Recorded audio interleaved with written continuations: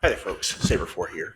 Uh, I wanted to come back in here and give kind of full value to a little bit more of the discussion on Cad Bane. And so we did a Cad Bane meta deck already. And so this is part 2B, where we're going to look at Cad Bane Blue. So the contents of this one, first off, we're going to talk about why we're using Cad Bane Blue and what we're going to do with him. We will discuss a little bit the meta of Jump to Lightspeed since we have seen the first big events, how we're going to tech for Django, and how that matches into the field. We will look at the Cad Bane Blue deck, which here is Cad Bane and Colossus. Talk about play in the early game, talk about play in the mid game, talk about our Cad Bane flip in the end game. Ask a little bit of question about why Cad Bane, what he's uniquely able to do, and then we'll talk about kind of some of your sideboarding and final thoughts. So let's go ahead and dive on in. So why blue? Well, here's the big thing. Cad Bane is a 6-cost leader, and in a world where Han can deploy as soon as he hits 5 resources by doing tricks, Sabine can deploy, Quinlan Voss can deploy, and none of them really matter because Django can deploy on 5. Lasting until 6 is a long time to wait while Django's on the field. And Django can do a lot of his things at 6, which makes us pretty vulnerable if we don't have some kind of reinforcement. So what we're doing here is that we are using Colossus as our base. Now, doing so gives us an extra cushion. It gives us 5 extra health on the regular bases, but it gives us a cushion of 10 versus Django's 25 in the Tarkin Town version that he will typically run. And what we're doing is that we're pairing that Colossus base with some of the smuggle mechanic. And by using that smuggle mechanic, Colossus took a card out of our starting hand. Smuggle is going to give those cards back. And so it's going to allow us to play from our row and not only replace that card in our resource row, but continue to play from the row throughout the course of the deck. And we'll see kind of what that provides us as we go. Some staple cards that are here. Now, if you look at this versus the other part of Cad Bane where I talked about Cad Red, you're going to notice some key differences here, in part because we're in blue, and so our complementary cards are a little bit different, but we're also going to kind of change out some of our primary targets. Here we're looking at things like adding Power of the Dark Side, adding Lom Pike, Pike Sentinel. We go outside of the underworld to get Supreme Leader Snoke at the very top end. But we're also going to add in the Hotshot Blaster, which I know was in the Cad Bane Red deck. It's going to stay in for this one, not only for its reach, but for its ability to smuggle. Contracted Jumpmaster becomes a big thing here, and then we have things like McClunky that were always a part of Cad, but are going to be very helpful for this deck as well. So, the meta of Jump to Lightspeed. We know that about 25% of the decks right now, or at least in Milan, were Django Tarkin Town. And dealing with him, he is weaker and has always been a little bit weaker to control. Now, the trick is that when we sit down across from Django Tarkin Town in a first round, great, we've teched for the right thing. If we don't sit down across from it, we have to be able to beat it because Django's going to win more than 50% of the matchups that he's in, and we're teched for him. So if we can't get to that second round at 1-0, that means that the likelihood that we are going to play a deck that we are teched into becomes lower. So we need to be able to beat the field. Django is weak to control. It has gained reach with Triple Dark Raid into Devastator, as well as the War Juggernaut and IG-2000. But we have ways to exhaust that ship, or we have Sentinels to put in front of it. Our health pool, as we discussed, is 10 points larger. That allows us time for our leader to get in the field and the ability to interact at that 7 and 8 resource turn, where Cad Bane and Snoke can really take control of the end game. Django's got some reach there, and some of the other leaders have reach there. But our ability to capture units and to shrink units at that point really puts us in a better position. Quinlan Voss. We extend his game by 4 actions. Quinlan is also going to be running Tarkin Town in most cases, or ECL. We're 10 points bigger on a base than either of those. Our lost draw at the beginning is a little bit mitigated because we're playing Smuggle, but that also helps against his Force Throw and discard package. And so where Quinlan is going to try and empty your hand and make it where you are playing things that are off the top of your deck, I have a fair amount of Smuggle cards in this deck that are already built in. So we have some built-in tech for that. I didn't have to go out of my way into the sideboard to do that. With Boba Fett, again, our units have some health. But our base is 10 points larger than Tarkin Town and ECL, that they are built to burn out quickly. Boba can deal with a 30-point base, but he struggles a little bit more into them the larger the base there is, because health pool is health pool. And against indirect damage, as we talk about in the Boba Fett video, the more health is on the base, or the more health is on the field, the more effective health is on the base. And so when I start off with a base health at 35, I'm just adding to that pool. Also, capturing units that he puts on the field does not trigger some of their indirect damage abilities. And so it slows down what Boba is able to do as an indirect damage deck. And then finally, Piet, who made the top tables at Milan, but was not really present in some of the others. He's a 1 card per turn player, and hard control versus a 1 card per turn allows us to really kind of stay on pace with him and to get to spots where we're just better at parts of our end game. It's going to be a slog. Piet might be one of those things that we have a little bit of control with, but we have the base health to sustain our end game. Lom Pike can create a major obstacle, not just for him, but for Jango as well. I have 6 ships in this deck. None of them are unique, and none of them are brought in on Triple Dark Raid. But if I can get a contracted Jumpmaster on the field, and I have Lom Pike on the field, Lom Pike attacks, he puts a shield on one of their ships that I don't care about, especially one that they brought in this turn. And in doing so, he also puts a shield on my contracted Jumpmaster. They have to go through a shielded Sentinel. And it makes it a really, really complicated thing for them to do, because Piet is not strong enough on the ground to do that and race you at the same time. So here's the deck that we've got right now. We'll talk about a little bit of the decisions in it, and we'll go a little bit more kind of card by card in the next few slides where we talk about our game patterning. Covert Strength is here as a Smuggle card. It also helps to kind of heal back some of the things that are there. It also grows one of your units. So if you take a couple of damage to pings, let's say, on one of the Pike Sentinels beyond that first interaction, here you can heal that back. Do so from a Smuggle position without having to use a card from your hand. And in doing so, get experience token on it so you can grow that Sentinel a little bit. Same thing works on the contracted Jumpmaster, though it's a little bit harder to kill off with 4 health. We have Maclunkey, which is a great staple card to have in any kind of Cad Bane deck, because it is a underworld trick. And so it by itself will trigger Cad Bane's ability. Not only that, you're able to deal 3 damage with it. You're able to pick up certain units like Bazine or Crafty Smuggler, or really anybody that you want, and replay them for their effect. It's just a great card and has huge utility in a Cad Bane deck. The Hotshot Blaster we've talked about, that's one of your best pieces of reach. It is also a Smuggle, and it action condenses, so it runs kind of triple duty in this deck. Bazine is a Smuggle card and allows me to target it's targeted discard in a Smuggle package. Cloud Rider, nice early ambush, peel something off the table early for me, or something that's left with 3 health. Being Underworld as well, if the only thing that's on the board has 4 health, it can still get rid of it. Crafty Smuggler, nice solid staple.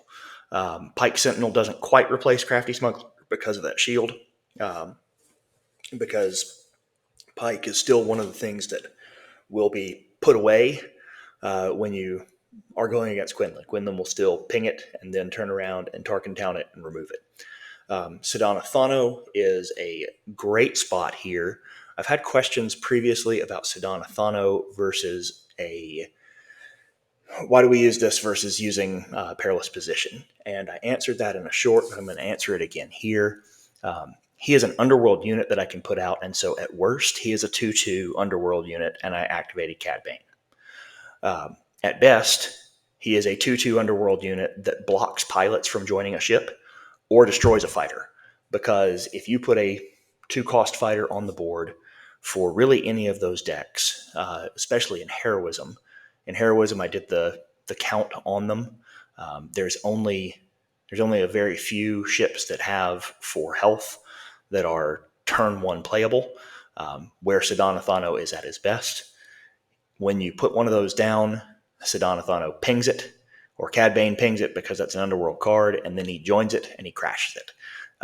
And so it's a great piece of removal for early fighter units, but it also serves as a great piece of tech against other cards that could come out where things could become pilots, because he occupies that seat and shrinks a unit, and that changes the math on a lot of things. Like even if he's in Quinlan and you're talking about them putting out red 5, now it's a red 5 that attacks you for 1. Yes, it damages a damaged unit, but it only attacked base for 1, and it's only kind of coming through and hitting a little bit at a time. And so it lengthens the window that you have for your action. No Good to Me Dead, still one of the best pieces of tempo play in any kind of yellow villainy. Jetpack is here for the smuggle. Not only does it provide us with a bonus to our attack, but it also gives us a shield for the round. So doing so with a card that I can play off of my row, just a great way for Cad Bane to do his things here. Boba Fett remains one of the stronger plays.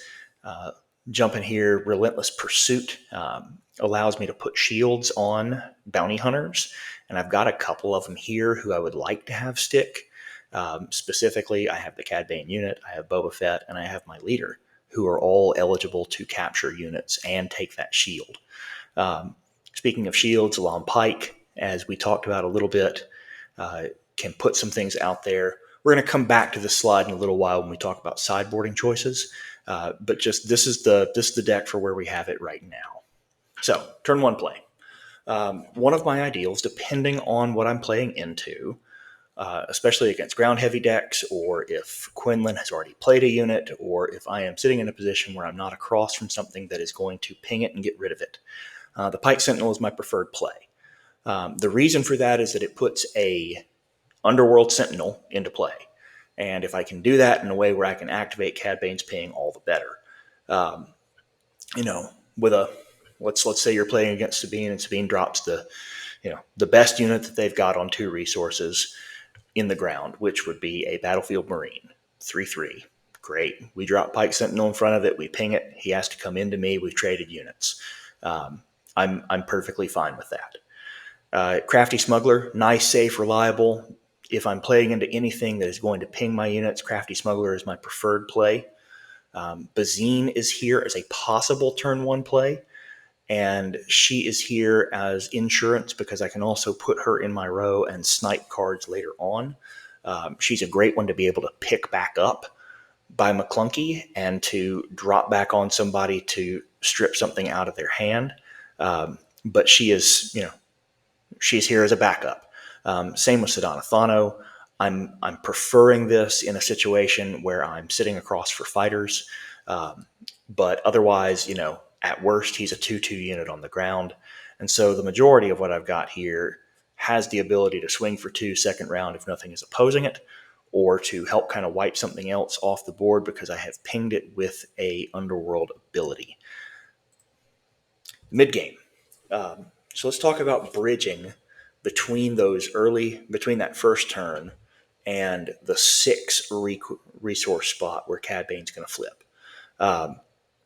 I have hard removal, so I have 3 power of the dark side. I have stall. I have vehicle removal with no glory only results. I have sentinels, and I have Pike Sentinel and the contracted Jumpmaster. Lum Pike is a great piece here. Pike is rarely putting that shield on himself, But against space heavy units or against space heavy decks, especially decks like Django, I mean, he's very infamous for wanting to put something out with triple dark raid and then wanting to use that triple dark raid and be able to, okay, that's great. We've got a sentinel in front of me. It's not going to kill this unit. It's going to come back to my hand. Well, if I can put a shield on that sentinel, it completely blanks that attack. Sure, it may have gotten its on deploy ability done, but this can really slow down what's there. It can force all of the damage from Devastator to come indirect through that sentinel unit. But it really makes their turns a little bit more clunky. It does double duty and allows you something beyond just having no glory only results or power of the dark side or having to hit them with a no good to be dead to block out one of those big turns in space. Pairs well with hard removal against a smaller board, because if they are keeping that board small, and especially if they're bringing in something that you're going to be able to turn around and power the dark side, I'm okay with giving a shield to a unit that power is going to remove. Smuggle cards. They shrink the opponent's units.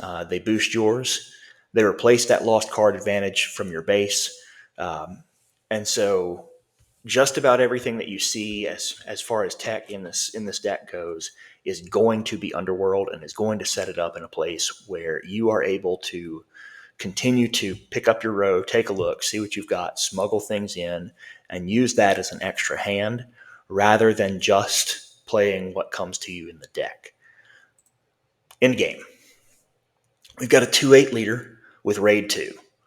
We get him out at 6, and he's got a bigger butt on him than just about everything in the metagame right now. Matter of fact, he does have a bigger butt on him than just about everything in the metagame right now, because everything has 7 or less. And that includes Quinlan, Django, Piet, Han, and Sabine. He's bigger.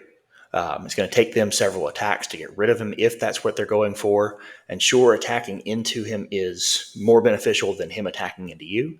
But it allows him to swing bigger than they can, and it makes him a harder point to remove. I would love to have a hotshot blaster in my row the turn that I'm putting him down, because that lets me swing for 6.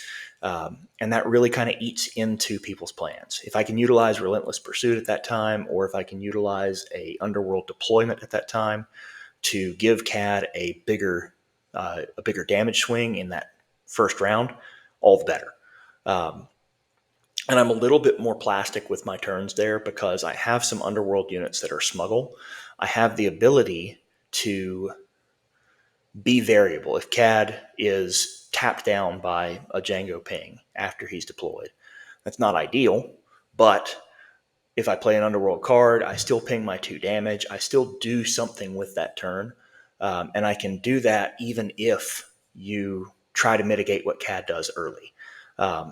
Plus, that's damage that didn't go to your base, and that's extending the game into your 7 and 8 resource turn, where you can kind of start to take over. Cad Bane, the unit, if Cad is on the table, if the leader is on the table, that's a ping for 2 and then capture 8. And so if you're sitting across from 10 health on 3 units, a Cad Bane unit is able to come down, ping for 2, and then capture all of them. You can also utilize, like I said, Relentless Pursuit to give your leader a shield at this point,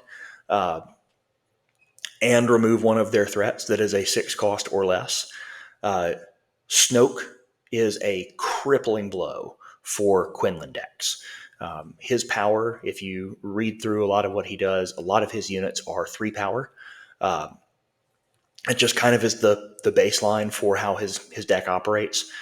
So not only does he take 4 extra attacks to get to the 35 health of your base, but now if Snoke gets to the table, his only answer is to throw a unit at it, because getting to that 6 number at a -2 is very hard for him to do. So he really has to force throw in order to remove Snoke. And if you're playing with just a few cards in hand, there's a decent chance that you're not leaving him the opportunity to force throw your things, but forcing him to burn one of his bigger units in order to try and remove Snoke from the board. Uh, Dryden Voss, because I've got so many mechanisms for capture in here, I've got 5 different ways that I could capture a unit. Dryden Voss fits in here well because if I do grab something big, um, and I grab it with Cad Bane on his flip, even if Cad gets tapped out, now I can use Dryden Voss and put that unit into play completely healthy on my side. Um, and so it's another way that you can kind of make their end game your end game. And then I said hotshot blasters, which allow you to action condense. And what I mean by action condense there is that I get a permanent +2 boost while at the same time not using my hand. And because of how they work from your smuggle row, you attack with them immediately. And so I action condense, I pay the 3, I put it on a unit, I attack for +2. I did it all in one action. Hang on, we're going to have to go back here. My mistake. We meant to go back to, there we are. Sideboarding. A couple of things here in the sideboard. We wanted to look at electromagnetic pulse. This is great anti-vehicle tech. This is going to be a thing that you can deal a couple of damage to vehicles and exhaust them. Greedo is another underworld and another bounty hunter. You're not going to capture anything with him, but he is useful to have out there because of his ability to drop for 1, use your CAD ping, and then possibly because of the amount of events that you have in here, or non-units that you have in here, the ability to hit back for 3 if you get your miracle draw. Since you have hard removal and since you have targeted removal, the client is a nice piece to put in here if you are, especially in a mirror-ish match. If you're in something that looks like it's going to go longer and need a little bit more grind, being able to put a bounty on something and then turn around and, get some good removal on it, ambush into it, capture it with Cad Bane, capture it with Relentless Pursuit will net you a return on that bounty. I've always liked Bossk in these decks. He is not my first choice in here because I needed my ambush units to be a little cheaper, and I needed that 5 spot to be a little bit less cluttered. A lot of my smuggle cards are going to cost me a little bit more, and so as a result, Bossk is here in my sideboard. But one of my favorite Cad Bane turns remains to play Bossk while Cad is still a leader. Ping something, ambush it. If I can kill it off and not kill Bossk, great. Flip Cad Bane, and if they haven't removed Bossk, I McClunky him, which means that I get to resolve McClunky and deal 3 damage to a thing, pick up Bossk, and then deal 2 damage to another thing from Cad Bane. And so that remains one of the better plays that he can make at 6 as a, if he doesn't get to do something else. And then we also have Commandeer here in the sideboard, which is a great grab for non-piloted vehicles. It is one of the better pieces in Yellow's toolbox right now. And so this is just one of those that you can use to snag an opponent's vehicle, get your way through it so that you are able to kind of punch through with one of their things, and whether that be that you crash it into one of their units and get rid of both so that it doesn't bounce back to their hand, or if it's just getting that big unit, getting it readied, swinging with it, and then making them have to pay for it again. Commandeer is a great piece in this toolbox. As I said, I think this is a well-positioned deck going into a meta that is very heavily Django, and is in a good spot because it plays well into some of the other bigger decks.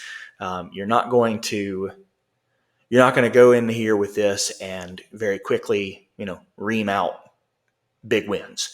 But what you can very easily do with this is that you can go and confidently sit down and think that you have a tool set that is not a mirror match and be able to play with other decks while still teched to play Django. So here we are, week 2, Cad Bane Blue. If you like what we're doing here, please subscribe to the channel. We are closing in. We're closing in, I believe, on 425. Would love to see that subscriber count hit 500. May try and do a giveaway again here in April along with that. But would love to see you be a part of this. Thank you so much for watching, and we will see you next time.